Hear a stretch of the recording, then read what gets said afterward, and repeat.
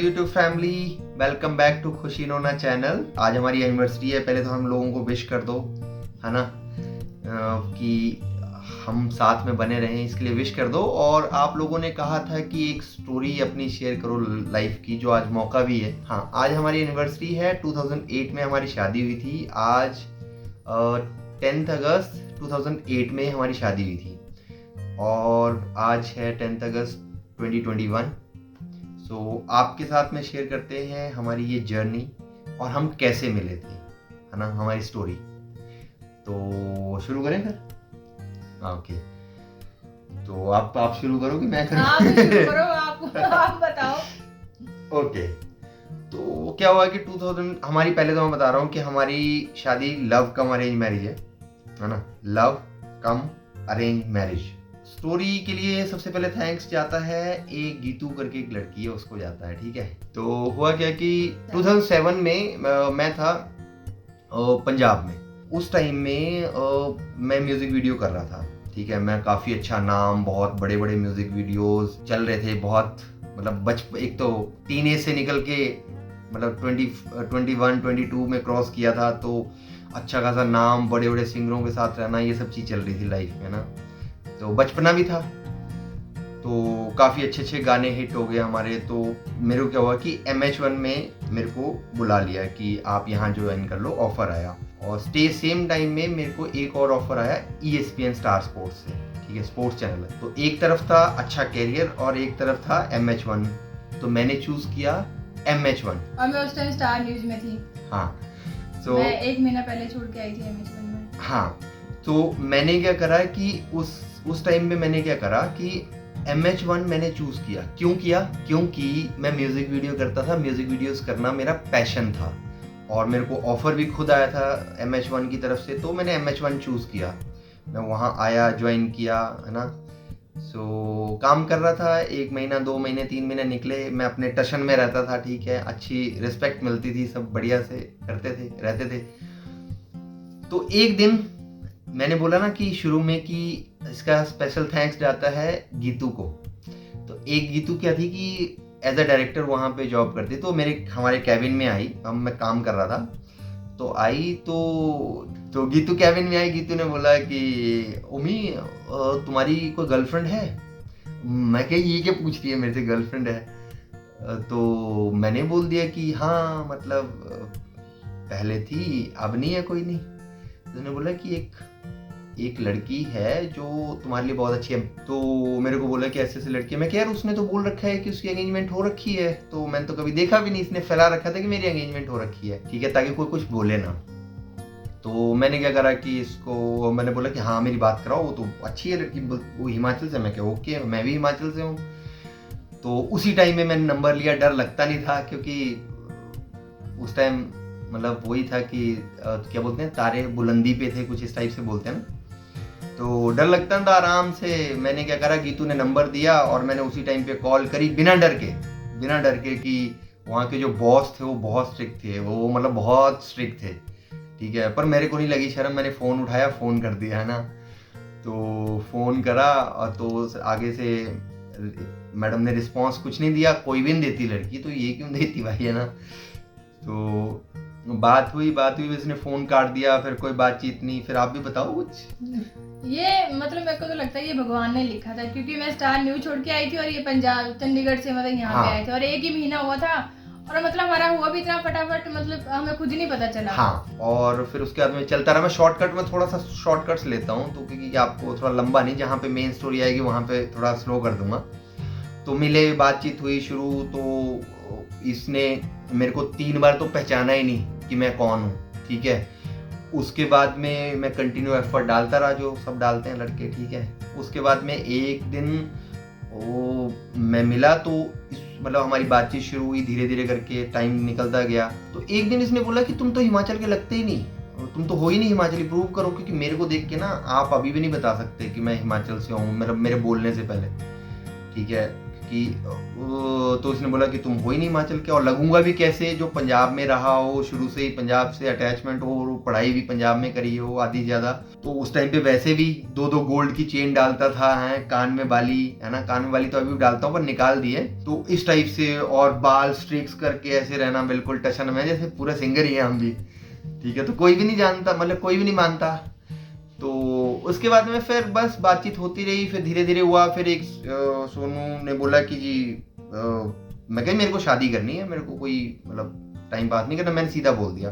तो मैंने भी बोला, मैं कहा फिर अगर शादी करनी है तो डैडी से बात करो। हाँ, मैंने भी ऐसे कुछ नहीं, हमारा ऐसा कुछ नहीं हुआ कि हम फ्रेंडशिप हुई उसके बाद में प्यार हुआ, नहीं नहीं। इसने बोला कि शादी करनी है तो डैडी से बात करो, और ये इसमें कोई ज्यादा टाइम नहीं लगा कि मतलब कि हमने मतलब शादी करनी है डैडी से बात करो। इसने सोचा भाग जाएगा डर के मारे, और मैं डरने वाला हूँ नहीं, क्योंकि मैंने सोच लिया था कि शादी करनी है, क्योंकि भैया ऐसी बीवी मिल जाए तो अच्छी बात है, हमें भी लगा उस टाइम पे, ठीक है। और जो थंबनेल में आपने फोटो देखी है ना, उस टाइम में मैं बीमार था, आप जज मत करना कि मैं इतना गंदा दिखता था, वैसे पर वैसा ही दिखता था, ठीक है। मैं एक्सप्लेनेशन दे रहा हूँ कि वो थंबनेल में फोटो गंदी है। फिर इसके डैडी से मतलब डैडी जी से बात हुई, अब तो डैडी जी बोल सकते हैं, उस टाइम पे अंकल जी बोलते हैं। डैडी जी से बात हुई तो डैडी जी बड़े खतरनाक, महा खतरनाक भैया, डर लगता है उनसे। बात हुई, उन्होंने भाव नहीं दिए। उन्होंने बोला कि इससे बोला ज़्यादातर तो कि ये लड़का वैसे ही है, मतलब यहाँ पे नौकरी करता है, पता नहीं कौन है, कहाँ से है, क्या नहीं है, तो वैसे इसको डांटा। फिर एक दिन की बात है कि एक दिन सोनू ने कहा, मैंने कहा कि संडे है कल तो मिलते हैं हम, है ना। तो इसने कहा जी कि नहीं मिलना, मैं तो डैडी से पूछ लो मेरे से मिलना है अगर। तो हम भी हैं, हमने भी क्या करा, मैं 2 नंबर डैडी का नंबर लिया, डैडी का फोन मिला दिया कि मैं कहा डैडी जी कल सोनू से मिलना। अब बचपना ही था, है ना, हमारा माफ करना, है ना। तो मैंने कॉल करी, और कॉल करने के बाद में उधर से डैडी ने फटाफट से मतलब डांटा थोड़ा बहुत, जो भी डांट सकते थे। फिर उसके बाद धीरे धीरे बात होती रही। फिर उसके बाद में एक दिन सोनू ने बोला, डैडी ने बोला कि सोनू ने बोला कि घर मिलने के लिए आओ डैडी से। डैडी मान गए हैं, मतलब मैसेज आता था इस सोनू के थ्रू मेरे पास। तो मिलने के लिए जाना जी, अच्छा जी मेरी प्रॉब्लम क्या है जी कि मिलने के लिए जाना। फिर मैंने पूछा कि डैडी को क्या अच्छा लगता है, कैसे अच्छे लगते हैं लड़के, तो बताओ मेरे को। हम तो अंडर कॉन्फिडेंट थे। तो उसने बोला फॉर्मल डाल के आना। मैं फॉर्मल जिंदगी में नहीं डाल रखे, ठीक है। तो हुआ क्या कि मैंने स्पेशली ऑर्डर करे भाई, फॉर्मल ड्रेस सिलवाई। और ड्रेस कैसी सिलवाई, जैसी मेरे ख्याल में नहीं, स्कूल की ड्रेस बोल सकते हो, या किसी मेरे गवर्नमेंट जॉब में, मतलब मेरे ख्याल में वो हॉस्पिटल की ड्रेस होती है, ब्लू स्काई ब्लू टाइप की शर्ट और ब्लू कलर की ब्लू कलर की, डार्क ब्लू कलर की, और फॉर्मल शूज जो मैंने डाले नहीं थे उस टाइम तक कभी नहीं। फिर उसके बाद में पहुंच गए जी, मिलने के लिए पहुंच गए। वहाँ पे इसने खाना खिलाया, बहुत ज्यादा तीखा, बहुत ज्यादा मतलब आलू इतनी मिर्ची मैं कभी खाता नहीं जिंदगी में, इनको लगा जानबूझ के डाली है ना। और फिर वहां से आ गया, कोई बात नहीं, मिलके फिर डैडी फिर भी नहीं मान रहे थे। फिर बोला कुंडलियां मिलानी है, फिर हमारी कुंडलियां मिली। फिर डैडी ने मना कर दिया कि शादी नहीं करनी है ना, शादी नहीं करनी है, क्योंकि मतलब कुछ है ही नहीं इसका, दिल्ली में क्या नहीं है। तो मैंने बोला डैडी जी घर आओ, आप हमारे हिमाचल में आओ, आप मिलो एक से एक बार मेरी फैमिली से। फिर बड़ी मुश्किल से उनको, बहुत मुश्किल से मनाया कि वो घर एक बार मिलने के लिए आ जाए। तो मन मार के पहुंच गए हमारे घर में हिमाचल में। फिर मम्मी पापा से मिले। फिर मम्मी पापा से मिलने के बाद में मेरे पापा मम्मी मतलब जैसे हिमाचल के होते हैं लोग वैसे ही हैं, सीधे, है ना।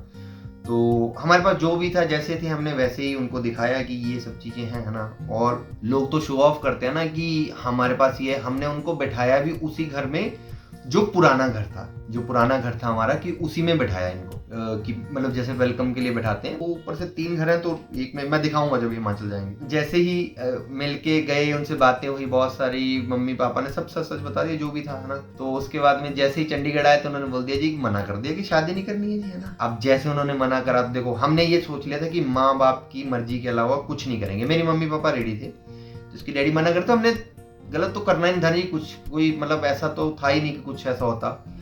तो घर वालों को ही मनाना था। अब मम्मी पापा मेरे मान गए हैं, बट सोनू की डैडी नहीं मान रहे थे। तो सोनू की डैडी नहीं मान रहे थे, तो फिर उसके लिए चंडीगढ़ पहुंच गए, उन्होंने मना कर दिया शादी नहीं करनी है। अब हमें टेंशन, बट फिर मैं सब कुछ कर चुका था उस टाइम पे, मतलब डैडी को मिला भी चुका था घर वालों से, मम्मी पापा से, घर से, जॉब जो भी था सब कुछ। तो उन्होंने जैसे ही फिर मना करा ना कि जी सॉरी हम शादी नहीं कर सकते, तो फिर मैं भी हार गया। और एक बंदा फ्रस्ट्रेट हो बोल देता है गुस्से में कि कोई बात नहीं अंकल जी, कोई दिक्कत नहीं है, तो आपको नहीं है मंजूर, क्योंकि इससे ज्यादा मैं कुछ कर नहीं सकता, तो थैंक यू सो मच। फिर पता क्या हुआ, फिर 15 मिनट बाद कॉल आई कि नहीं हम तो मजाक कर रहे थे। मैं कहा ठीक है, थैंक यू सो मच। पर मुझे लगता है ये भगवान ने लिखे होते हैं। हाँ। लोग याद है कार्ड के दिन डैडी सबसे पहले हाँ कहाँ गए थे वो? हाँ, मैं आपको बता रहा हूँ कि डैडी ना बड़े कंफ्यूज थे कि मैं गलत कर रहा हूँ, क्योंकि ये दिल्ली में रहे हैं हमेशा से, हैं हिमाचल से पर दिल्ली में रहे हैं हमेशा से। और सोनू के मम्मी भी नहीं है ना, मम्मी एक्सपायर हो गए थे पहले ही।